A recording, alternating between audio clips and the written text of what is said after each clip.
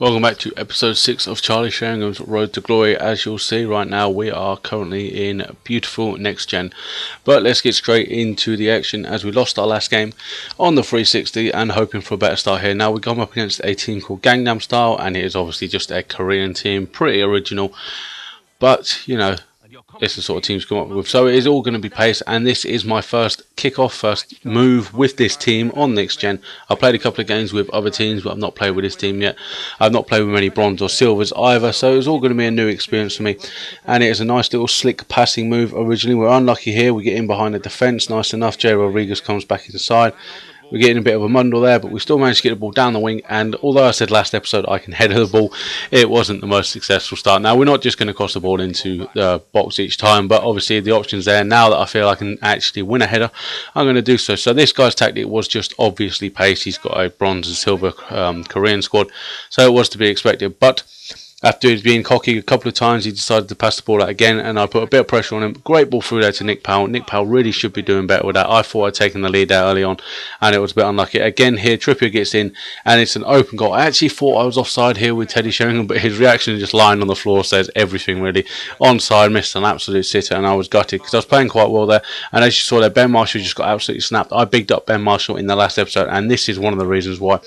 He's been snapped, he's gone the whole length of the pitch, gets the ball on the edge of the box, and what a finish that is into the bottom corner. As I said before, I don't know if it makes much difference, but I feel it does. I'm playing on semi-assisted as opposed to assisted passing, shooting, etc, etc.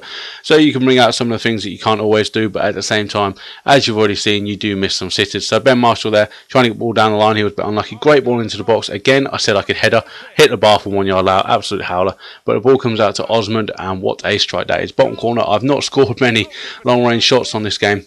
As I actually said in my final episode of the Xbox One, I've not scored many long range shots on this console, but I get 2 of them in this game. So we're into the second half here. We're playing some nice football again. I mean, for me on the Xbox One, there is no reason you shouldn't be having 80, 85, 90% passing every single game.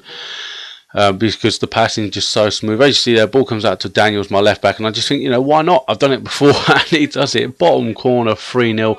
I couldn't believe it. This guy was not impressed. The great thing as well about the Xbox One is obviously the Kinect. That's the one. I always get Kinect and Kindle somehow mixed up.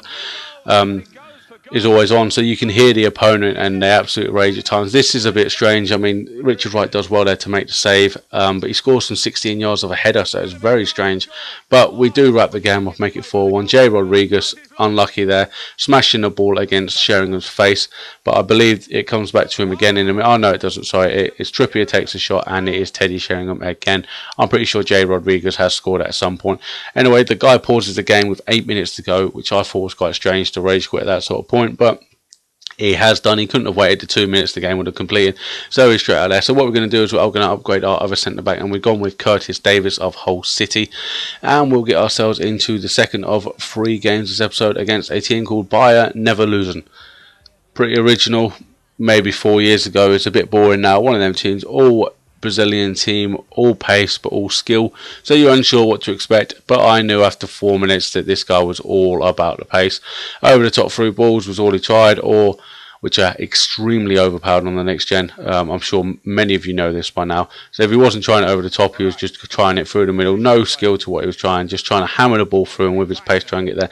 But saying that, I was limited to long range efforts myself. Now you'll probably see some of the clips are lagging, so maybe he's using that as a benefit of the doubt because he just couldn't get anything going. I had a couple of good passing spells going on, but something, nothing never really materialised until this. I should get through here. I should put this away with Teddy Sheringham, but the big difference I've still not adapted to is you got to finesse the ball around the keeper when you're one-on-one, is what I'm finding. As opposed to blasting it is on the 360. As you see there, the first person to make the pass here was Ben Marshall. He's still in my half, but you just watch his determination to get up the pitch. Great play by Osborne just to hold the ball up. I don't know what else I can do. Decent ball in the box there for Sheringham, who doesn't win the header, but Marshall's in there again. And Ben Marshall, what a signing. I mean, I was gutted when he left Leicester to go to Blackburn. So it's nice to see him back here in a Leicester shirt, of course, on my game. But he's absolutely fantastic. Him, Trippier, and Nick Powell for me. I don't think I'm going to need to upgrade any of them for a long time. Great ball in there by Trippier, gets unlucky, and Teddy Sheringham there with a header. Just can't get it under control. And as I take the throw in here in the 41st minute, I did say it was lagging. But I felt he was getting better. If I'm being honest with you, I could pass the ball on a bit better, but obviously he didn't, and he's out of the game there after the 41st minute. So that's down to another win, and that means we get to upgrade another player.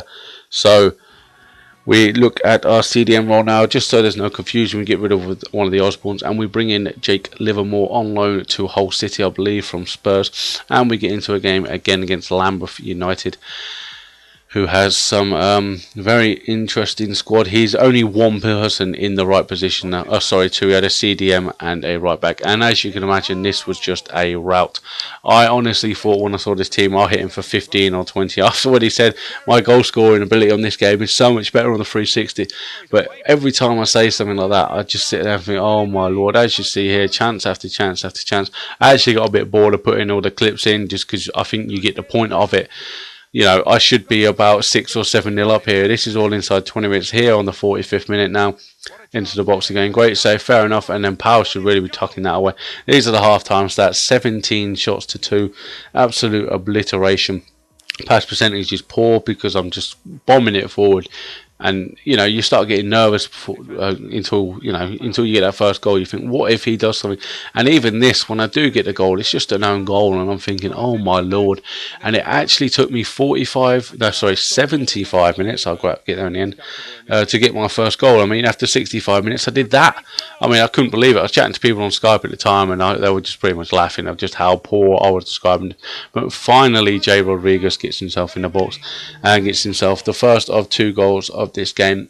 From there, the floodgates do open. What a ball that is from Daniels into Teddy Sheringham, who is never missing this one. Finesses this one inside the box as opposed to goes for power, and there's only one outcome. And again here, Daniels, great ball over to Sheringham. Sheringham finds Marshall, who is again absolutely brilliant. I can't bang on about him enough. Good ball inside here to Rodriguez, and that is the game. 4-0. I believe that is where the scoring ends. But I mean, look at these stats at the end of the game. I think it was 32 shots I had. 31 shots, 17 on target, which is a bit of a poor percentage, but that is that. So we're going to upgrade our left back now to Luke Shaw. I'm sure most of you know him. Southampton player, probably going to end up at Man U or one of the big clubs at some point, and that is the end of the episode. So what I'm going to upgrade next, hopefully, is another one of my outfield players, because I'm still liking Richard Wright. I've got no need to change him still. So if you've got any suggestions below, put them in the comments below, and as always, thanks for watching, and I'll catch you next time.